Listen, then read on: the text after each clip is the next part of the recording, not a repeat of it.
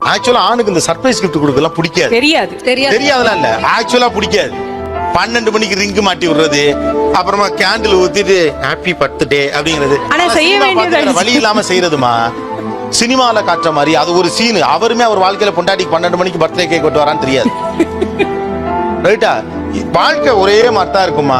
30 வயசுல கல்யாணம் பண்ணுவீங்க, 40 வயசுல அவருக்கு தொப்பம் வந்துடும், முன்னால வழுக்க விழுந்துரும், கொஞ்சம் அசட்டையா இருப்பாரு, பேசிட்டு இருக்கல காதுல விழுகாது, அப்படிதான் இருப்பாரு. அவ்வளவுதான் மனுஷன். நீங்க அவனை எப்போதுமே அரவிந்த் சார் மாதிரி அப்படியே அப்படி இருக்க முடியாது.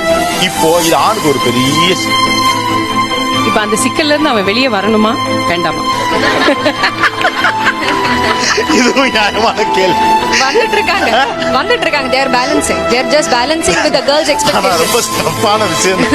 ஆனா நியாயமான கேள்வி. ஏன்னா எப்படி இந்த சிக்கல் இருக்கத்தான் போகுது. அப்ப men need to be a little more romanticized. அப்ப இப்ப பசங்க வந்துட்டா இருக்காங்க. கொஞ்சம் இன்னைக்கெல்லாம் நார்மலாவே யார் பர்த்டே கொண்டாடல, ஏதாவது ஒண்ணு சின்னதா பண்ணி தான் ட்ரை பண்ணிட்டே இருக்காங்க.